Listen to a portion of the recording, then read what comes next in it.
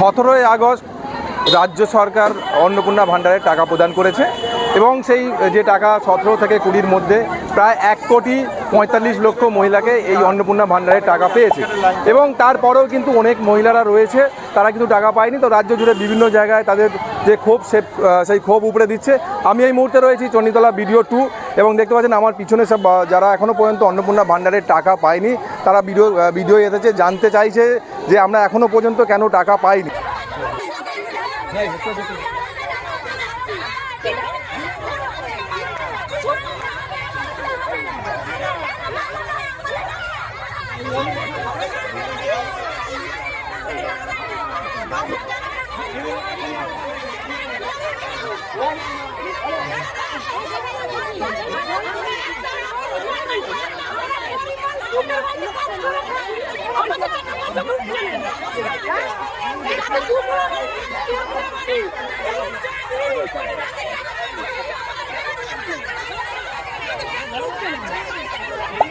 এবং দেখতে পাচ্ছেন পুরো মহিলারা ঘিরে রয়েছে যে BDO অফিসে এবং সেক্ষেত্রে আমি কথা বলবো জানবো যে গতকালও যেমন দেখেছি আমাদের এই BDO 2-তে মহিলারা এসেছিলেন এবং আসার পর তারা যে বিক্ষোভ দেখিয়েছে যে সবাই অন্নপূর্ণা টাকা পাচ্ছে, আমরা কেন পাচ্ছি না।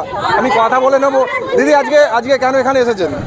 আমি আগের মাসে পেয়েছি 3,000 টাকা, কিন্তু এই মাসে পাইনি। Direct rejected, maybe further verification দিয়েছে। তো আমি ভিডিও এসেছি, অনলাইনে করেছিলাম, অনলাইনের লোকেরা বললো যে ভিডিওই যান, সবাই বলছে ভিডিওই যান। ভিডিওর এখানে এসেছি, ভিডিও সাহেবকে পুলিশরা গার্ড দিয়ে গাড়িতে করে বার করে দিলেন, আমাদের সাথে কথা বলতে দিচ্ছেন না।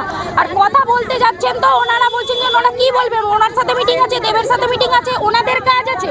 আমরা সাধারণ মানুষ যে বাড়ির কাজকর্ম ফেলে রেখে এসেছি, আমাদের কোনো কাজ নেই। আর আমাদের যে রিজনটা কিসের জন্য ক্যান্সেলড হয়েছে, রিজেক্ট হয়েছে, আন্ডার প্রসেসিং, সেটার কোনো বলার প্রয়োজন মনে করছেন না। ওনারা ভাবছেন কি, ওনারা হচ্ছে 4 চাকার গাড়িতে থাকবেন, এসি বাড়িতে থাকবেন, আর আমরা হচ্ছে যেমন ফুটপাতে থাকি ফুটপাতে। আর ওনার পয়সা দেওয়ার কোনো মতলবই আসছে না। আমরা হচ্ছি অযোগ্য মানুষ, আর যাদের 10 তলা বাড়ি আছে, 4 চাকা আছে, 10 তলা বিল্ডিং আছে, লাখ টাকা সম্পত্তি আছে, তারা হচ্ছে যোগ্য। আর আমাদের কিছু নেই, আমরা হচ্ছি অযোগ্য। উনি তো এটা বলে ভোটে দাঁড়াননি, উনি বলেছিলেন সবাইকে দেন। উনি 3,000 টাকা নাই দিতে পারুক, উনি 1,000 টাকা করে দিন, সবাইকে দিন। বড় লোকরা পাচ্ছে, আর আমরা মধ্যবিত্ত মানুষরা এরকম রোজ ভিডিও আসছি। ভিডিওর লোকেদের যারা অফিসে বসেন তাদের পর্যন্ত ওনারা গার্ড দিয়ে লুকিয়ে দিচ্ছেন। তা আমরা কোথায় কথা বলবো, কথাটা কোথায় বলবো? আবার বেশি কথা বললে বলছে যে আপনাদের তুলে নেবেন, তা নিয়ে চলুক সবাইকে। শুভেন্দু বাবু ওখান থেকে বসে বসে বলুক যে আমরা সাধারণ মানুষরা কি করব। শুধু তো পদে দাঁড়ালেই হলো না, আমাদের কেন কি অসুবিধা কারণ বলছেন না, টাকা দিচ্ছেন না, অথচ যারা বড় লোক, যারা মানে ওনার দলের লোক, এরকম লোককে সবাইকে দিচ্ছে। তাহলে আমরা কি প্রতিশ্রুতি তো একটা কিছু রাখছে না।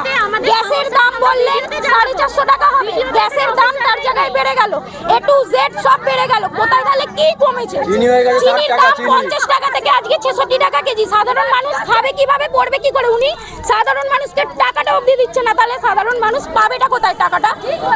উনি কি আলাদা করে দিচ্ছেন? উনি তো আমাদের টাকা নিয়েই আমাদেরকে ফেরত দিচ্ছে।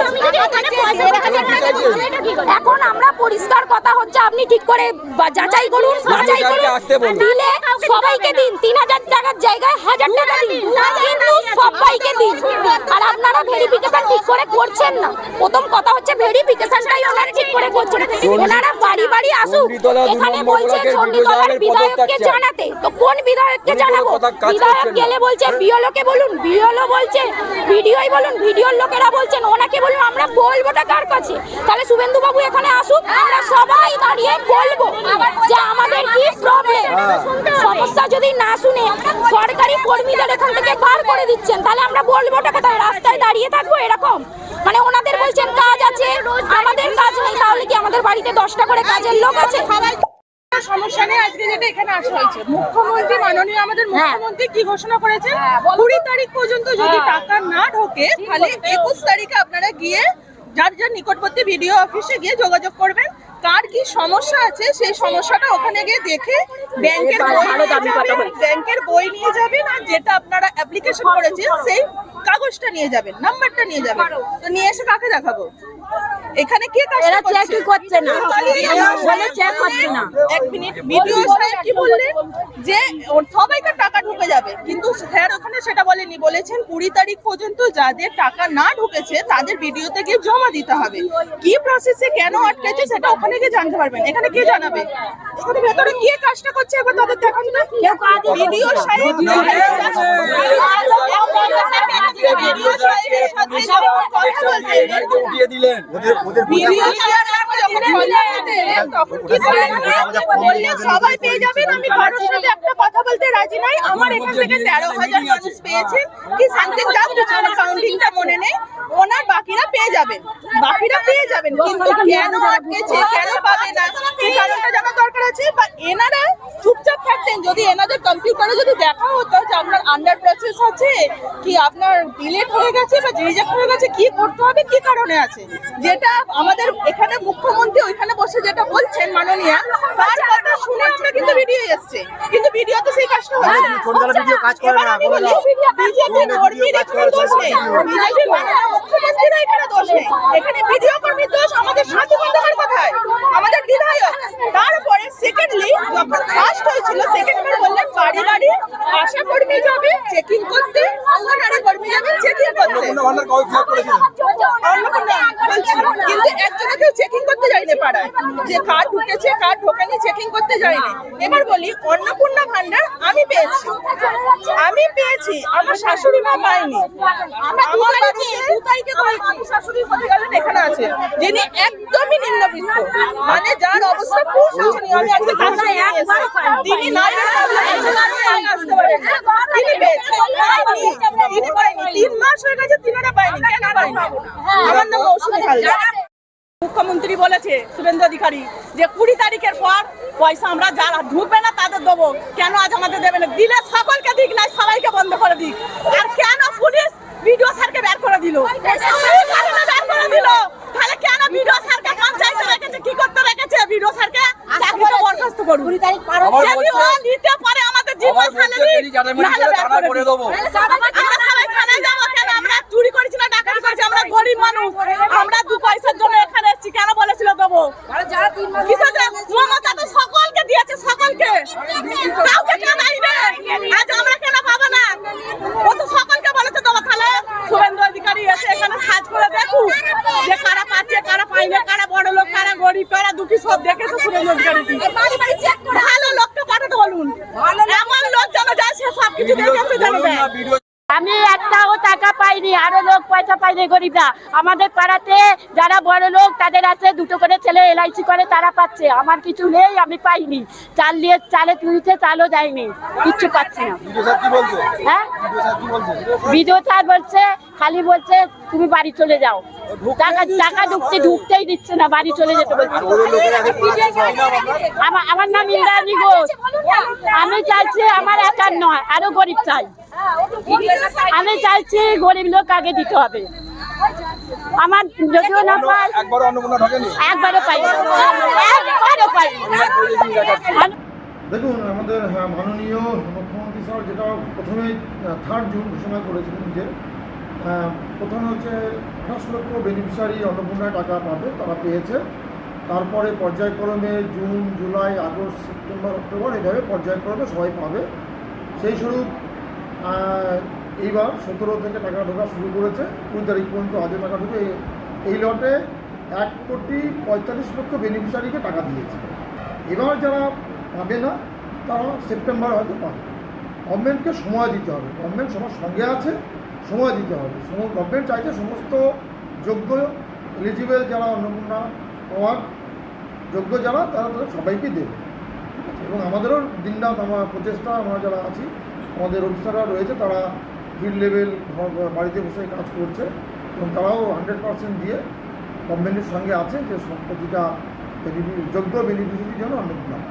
পাশাপাশি স্যার কিছু কি নতুন সংযোজন বা বিয়োজন হয়েছে, মানে রুলস অ্যান্ড রেগুলেশনে, যার জন্য এই বিলম্বটা হচ্ছে? এটা একটা যেটা ছিল যে আসাম ICDSরা প্রথমে বলছিল যে ওরা পাবে, কিন্তু পরবর্তীকালে ওরাও এই আওতায় আসছে যে ওরা আর পাবে না, এরকম যোগ হয়েছে।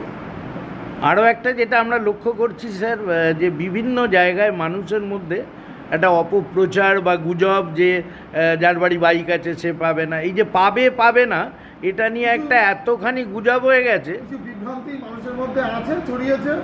আমাদের কাছে আসলে আমরা সেগুলো সঠিক পথ দেখানোর চেষ্টা করছি, গাইড করার চেষ্টা করছি। আমি ভিডিও, আমার স্ত্রী পাবেন, এটাই স্বাভাবিক, এভাবে বোঝানোর চেষ্টা করছি। ঠিক আছে, কিন্তু তারপরেও আজকে দেখলাম বেশ কয়েকজন মহিলা মানে আসলে বায়াস হয়ে গেছে। স্বাভাবিক, অনেকে পাচ্ছে না, একটু ক্ষোভ থাকে মানুষের মধ্যে, ক্ষোভ থাকাটাই স্বাভাবিক। পেলে ওদের ভালো লাগতো, আমারও ভালো লাগতো, ওরা ওদের মুখে হাসি দেখবে। আশা করি আগামী মাসে ওরা পেয়ে যাবে, ওদের মুখে হাসি দেখতে পাবো। এখানে এসে আজ আর বলবে না যে আমি পাইনি।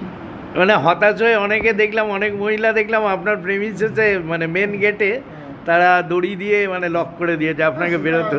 করতেই পারে, তাদের ক্ষোভ রয়েছে, ঠিক আছে, করতেই পারে। আশা করি সমস্যা আগামী 1 মাসে কেটে যাবে।